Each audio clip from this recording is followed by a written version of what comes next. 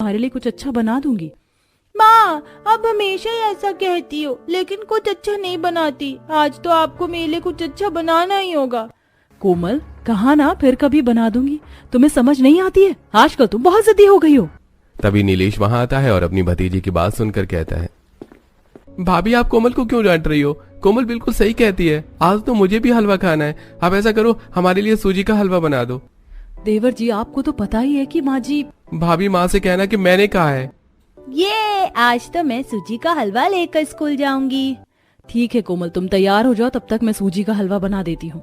अब सीता अपनी सास के पास जाती है और कहती है, माँ जी, कोमल जिद कर रही है कि आज उसे टिफिन में सूजी का हलवा ले जाना है और नीलेश को भी हलवा खाना है। तो अगर आप मुझे सूजी, घी और मेवे दे देंगी तो मैं उनके लिए हलवा बना दूंगी। ठीक है बहू, चल मैं तुझे सूजी और घी दे देती हूँ। शोभा किचन में आती है और किचन में रखी हुई लकड़ी की अलमारी का ताला खोलती है और उसमें से थोड़ी सी सूजी, शक्कर और थोड़े से ड्राई फ्रूट्स और थोड़ा सा घी निकाल कर सीता को देती है। सीता थोड़े से ड्राई फ्रूट्स और थोड़ा सा घी देखकर कहती है, माँ जी, थोड़े ड्राई फ्रूट्स और थोड़ा घी और दे दीजिए, तभी तो हलवा स्वादिष्ट बनेगा। अरे नहीं बेटा, ज्यादा ड्राई फ्रूट्स और ज्यादा घी से हलवा थोड़ी ना अच्छा बनता है। तुम इतना ही डालकर हलवा बना लो। जब सास वहां से चली जाती है तब सीता अपने आप से कहती है, अजीब है माँ जी भी, हर चीज को ताले में रखती हैं और चाबी मुझे देती ही नहीं। इतनी कम चीजों में कोई अच्छा हलवा कैसे बना सकता है? जरूरत से ज्यादा ही कंजूस है माँ जी। अब सीता उतना ही ड्राई फ्रूट डालकर हलवा बना देती है और अपनी बेटी को टिफिन में रखकर हलवा दे देती है। फिर वो अपनी सास को, अपने पति और देवर को भी हलवा खाने के लिए देती है। कमल हलवा खाकर कहता है, ये क्या सीता, हलवे में तो घी और ड्राई फ्रूट्स है ही नहीं। अगर तुम हलवा बना ही रही थी तो सारी चीजें तो पर्याप्त डालना था, कम से कम।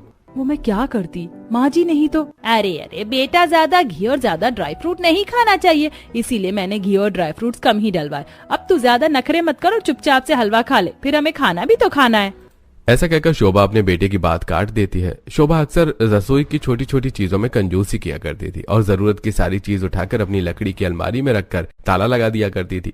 बेचारी सीता को छोटी छोटी सी चीज अपनी सास से मांगना पड़ता था। एक दिन सीता बर्तन धो रही थी कि तभी साबुन खत्म हो गया। सीता अपनी सास के पास आई और बोली, माँ जी, साबुन खत्म हो गया है। अरे बेटा, अभी 4 दिन पहले ही तो तुझे साबुन निकाल कर दिया था अलमारी से, थोड़ा संभाल कर चलाया कर। अच्छा रुक बेटा, मैं अभी साबुन निकाल कर दे देती हूँ। शोभा किचन में आती है और अपनी लकड़ी की अलमारी का ताला खोलती है और उसमें से एक साबुन निकालकर सीता को देती हुई कहती है, बेटा साबुन थोड़ा कम लगाया कर, 2 पैसे बचेंगे तो हमारे ही काम आएंगे।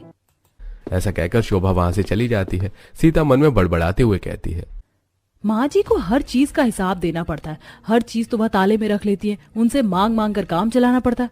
आज मुझे कमल से बात करनी ही होगी। फिर रात में जब कमल कमरे में आता है तब सीता